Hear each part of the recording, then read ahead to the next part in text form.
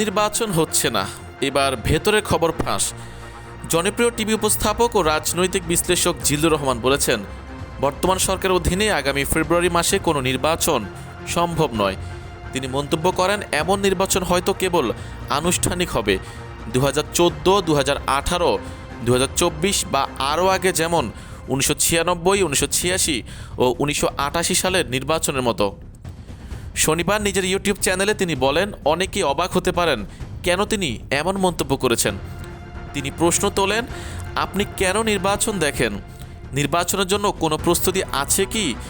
সরকারের সদিচ্ছা কোথায়?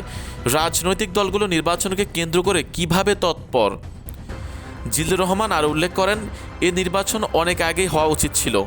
গত 14 মাসে দেশের অর্থনীতি ও রাজনীতি যেভাবে ক্ষতিগ্রস্ত হয়েছে এবং নিরাপত্তা সংকট দেখা দিয়েছে, তখনই নির্বাচন হওয়ার কথা ছিল। তবে বিএনপিও সরকারকে নির্বাচনের জন্য তেমন চাপ দেয়নি। তিনি বিএনপির ভারপ্রাপ্ত চেয়ারম্যান তারেক রহমানের সাম্প্রতিক স্ট্যাটাস প্রসঙ্গ টেনে বলেন, তারেক রহমান স্পষ্ট করেছেন, দেশে ফেরা তার নিজের ইচ্ছার উপর নির্ভর করছে না। কিছু বিষয় অন্যদের দ্বারা নিয়ন্ত্রিত, তাই পুরো পরিস্থিতি প্রকাশ করা সম্ভব হয়নি। রাজনৈতিক পরিস্থিতি প্রত্যাশিত পর্যায়ে এলে তিনি দেশে ফিরবেন। জিল্লুর রহমানের ভাষ্য, বর্তমান রাজনৈতিক পরিস্থিতি বিএনপি ও তারেক রহমানের জন্য অনুকূলে নেই। তিনি মনে করেন, এই সরকারের অধীনে প্রকৃত অর্থে কোনো নির্বাচন করা সম্ভব নয়। রাজনৈতিক দলের মধ্যে জোট এবং বিতর্কের নানা ঘটনা চলছে, যা উদ্বেগজনক।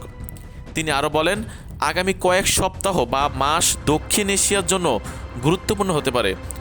এখানে যদি নির্বাচিত জনগণের সরকার থাকতো, সঠিক রাজনীতি হতো, পরিস্থিতি ভিন্ন হতে পারত। তবুও খারাপ পরিস্থিতির মধ্যেও ইতিবাচক ধারা তৈরি হতে পারে।